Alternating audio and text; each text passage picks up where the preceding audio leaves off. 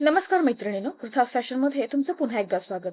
तर आजच्या व्हिडिओमध्ये आपण बाही घडी कशी घालायची म्हणजे स्लीव्स कटिंग करत असताना बाही घडी कितीवर द्यायची हे आज आपण आजच्या व्हिडिओमध्ये पाहणार आहोत. तर इथे मी फॅब्रिक घेतलेलं आहे. याच्यावर मी तुम्हाला संपूर्ण ड्राफ्टिंग त्याचप्रमाणे बाही घडी घालत असताना ते कितीवर घालायचं, किती फॅब्रिक लागेल आणि हे आपण अगदी सूत्रानुसार स्टेप बाय स्टेप पाहणार आहोत. अगदी सोप्या पद्धतीने मी तुम्हाला इथे सांगण्याचा प्रयत्न करणार आहे, जेणेकरून अगदी जे नवीन शिकणारे आहेत त्यांना देखील समजायला अतिशय सोपं जाईल. तर इथे मी एक फॅब्रिक घेतलेलं आहे. आता हे फॅब्रिक मी अंदाजे घेतलेलं आहे. याच्यावर माप कशी टाकायची, प्रत्येक चेस्ट साईज नुसार, आर्महोल नुसार आपल्याला बाही घडी कितीवर टाकायची आहे हे आज आपण आजच्या व्हिडिओमध्ये पाहणार आहोत. तर सुरुवातीला आपण इथे सूत्र पाहणार आहोत, म्हणजे फॉर्म्युलानुसार जाणार आहोत, जेणेकरून कोणत्याही चेस्ट साईज नुसार तुम्हाला इथे काढायला सोपं जाईल. आता आपण इथे बाही घडी घालण्यासाठीचं सूत्र पाहणार आहोत. लक्षात घ्या, हे तुम्ही लिहूनही घेऊ शकता, जेणेकरून तुम्हाला कोणत्याही चेस्ट साईज नुसार बाही घडी कशी घालायची, किती फॅब्रिक लागेल हे समजण्यास सोपं जाईल. आता इथे तुम्हाला तुमच्या मुंढ्याचं माप माहिती असणं फार गरजेचं आहे. पाठीमागच्या व्हिडिओमध्ये मुंढ्याचं माप कसं काढायचं अगदी डिटेलमध्ये व्हिडिओ मी अपलोड केलेला आहे. तर इथे मी मुंढ्याचं माप प्लस शिलाई मार्जिन म्हणजे चेस्टचं माप टाकल्यानंतर आपण जी काही शिलाई मार्जिन घेतो 2 इंच 1.5 इंच ती घ्यायची आहे.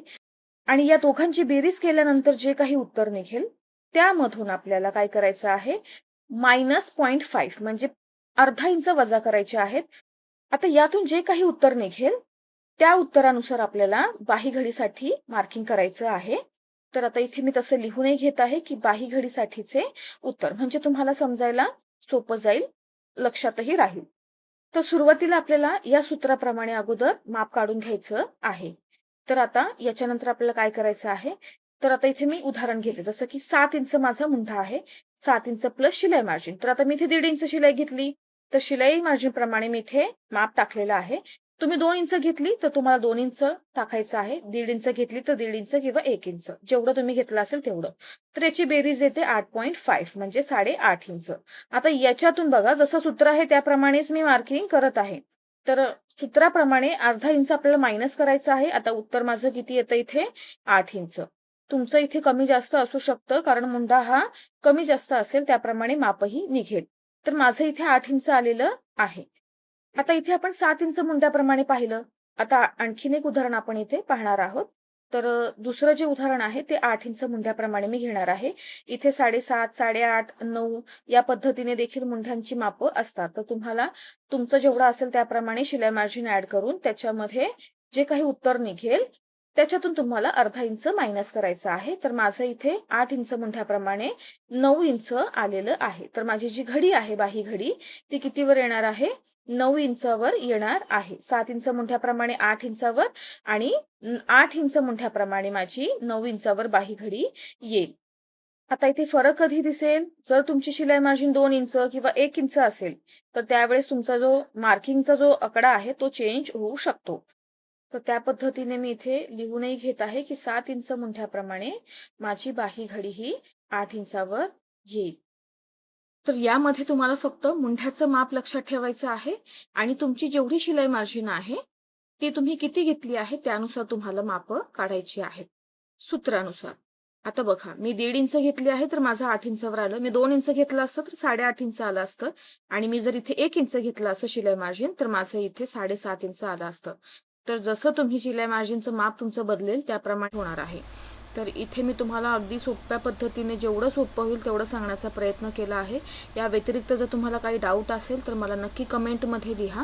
आता ही दोनही उदाहरणं मी तुम्हाला स्लीव्सच्या ड्राफ्टिंगसह इथे समजावून सांगणार आहे की कशा पद्धतीने आपली जी बाही घडी आहे तिचं मार्किंग येतं आणि मी जे तुम्हाला उदाहरणं सांगितली आहेत त्यानुसार ते कितपत बरोबर आहे ते देखील आपण आता इथे पाहणार आहोत. आता बाही घडीसाठीचं मार्किंग काढणं का गरजेचं आहे, कधी कधी काय होतं की आपल्याकडे जो ब्लाऊज पीस असतो तो चेस्ट साईजनुसार आपल्याला कमी पडणार असतो.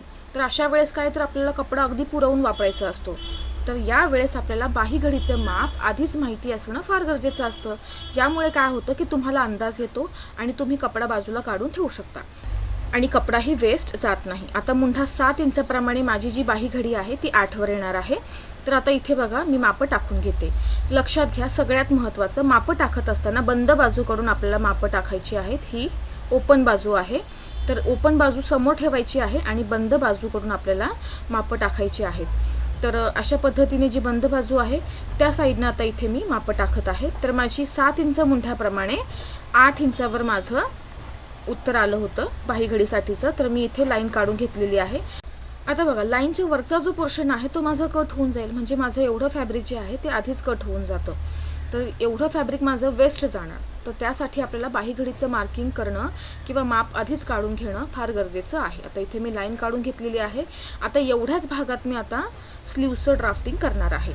तर आता याच्यानंतर स्लीव्ज लेंथ, तुमचं जेवढे स्लीव्ज लेंथ आहे त्याचं मार्किंग करायचं आहे. तुमचं इथे कमी जास्त असू शकतं. तर इथे मी 6.5 इंचावर स्लीव्ज लेंथ प्लस 1 इंच शिलाई मार्जिन याप्रमाणे मार्किंग केलेलं आहे. आणि 5.5 इंचावर इथे मी दंडघेर म्हणजे स्लीव्ज राऊंडसाठी मार्किंग केलेलं आहे. आता इथे या साईडला मी 3 इंचावर कॅप हाईटसाठीचं मार्किंग केलेलं आहे. आता याच कॅप हाईटच्या मार्किंगवर मी आपला जो मुंढ्याचं माप आहे या पद्धतीने टेप ठेवून बघा. आता माझा 7 इंचाचा मुंढा आहे, तर मी या पद्धतीने टेप ठेवलेला आहे. तुमचं जसं असेल त्या पद्धतीने तुम्हाला ठेवायचं आहे आणि मी मार्किंग केलेलं आहे. आता हे झालं मुंढ्याचं माप. इथून आपली कॅप हाईटचं मार्किंग आणि वर 1.5 इंच माझं राहिलं पाहिजे. तर तुम्ही पाहू शकता माझं बरोबर 1.5 इंच आलेलं आहे. जर आता इथे माप मी जास्त घेतलं असतं 2 इंच, तर माझं इथे 2 इंच राहिलं असतं सूत्राप्रमाणे माप काढल्यानंतर. तर त्यानुसारच आपल्याला मार्किंग करायचं आहे. तर जसं आपण सूत्रानुसार इथे माप काढलेलं आहे त्यानुसार माझं बरोबर मापं टाकल्यानंतर माझं कमी जास्त अजिबात झालेलं नाही आहे. आता इथे 1/2 इंच आपल्याला सोडायचं आहे कोपऱ्यात आणि मी आर्महोलचा कौशेप काढून घेत आहे. आता स्लीव्ज राऊंडच्या इथे मला शिलाई मार्जिनचं मार्किंग करायचं. इथे 1.5 इंच घेतलं तर इथे देखील माझं 1.5 इंच येईल. आता हे 4ही पॉईंट आपल्याला जोडून घ्यायचे आहेत या पद्धतीने. आता पुढच्या आर्महोलचा देखील कौशेप इथे मी काढून घेत आहे. अगदी प्रॉपर ड्राफ्टिंग केलेलं आहे स्लीव्जचं इथे मी. आता हे जे बाहीघडीचं माप आपण टाकलं ते 7 इंच मुंढ्यानुसार टाकलेलं आहे आणि स्लीव्जचं ड्राफ्टिंग देखील 7 इंच मुंढ्याप्रमाणे आहे. आता यानंतर आपण जे दुसरं उदाहरण घेतलं 8 इंच मुंढ्याप्रमाणे त्याचं देखील इथे मार्किंग करणार आहोत. तर इथे 4 inch sleeves length plus 1 inch याप्रमाणे 5 इंचावर मार्किंग करून इथे मी लाईन काढून घेत आहे. आता बघा, मी अंदाजे घेतलं होतं फॅब्रिक, तर त्याच्यामध्ये मला माहितीच नाही आहे की मला कितीवर मार्किंग करायचं आहे. तर माझं इतकं फॅब्रिक वाया जाणार जेवढं मार्किंगच्या बाहेरचं आहे तेवढं. आता 8 इंच मुंढ्याप्रमाणे माझं 9 इंचावर इथे बाहीघडीसाठीचं मार्किंग येईल. त्या पद्धतीने मी मार्किंग करून घेतलेलं आहे, लाईन काढून घेतलेली आहे. आता यानंतर इथे मी 2 इंचावर कॅप हाईटसाठीचं मार्किंग केलेलं आहे. त्यानंतर 8 इंचाचा मुंढा आहे, तर या पद्धतीने मी मुंढ्याचं माप देखील टाकून घेतलेलं आहे. आता माझं 1.5 इंच इथे राहिलं पाहिजे, तर तुम्ही पाहू शकता अगदी बरोबर माझं 1.5 इंच इथे आलेलं आहे.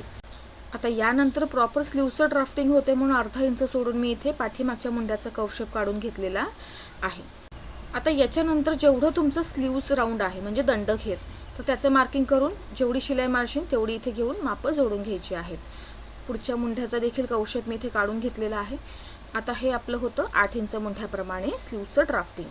आता तुम्ही पाहू शकता अंदाजे मी इथे फॅब्रिक घेतल्यानंतर माझं हा पार्ट आणि इथला पार्ट हे दोनही कट होऊन जातील. तर मी दिलेल्या सूत्रानुसार तुम्ही आधी जर बाहीघडीसाठीचं लागणारं माप काढून जर फॅब्रिक बाजूला काढून ठेवलं तर तुमचं फॅब्रिक वेस्ट जाणार नाही. तर अशा पद्धतीने आपण अगदी सोप्या पद्धतीने सूत्रांचा वापर करून बाहीघडीचं माप कसं काढायचं हे अगदी सोप्या पद्धतीने पाहिलेलं आहे.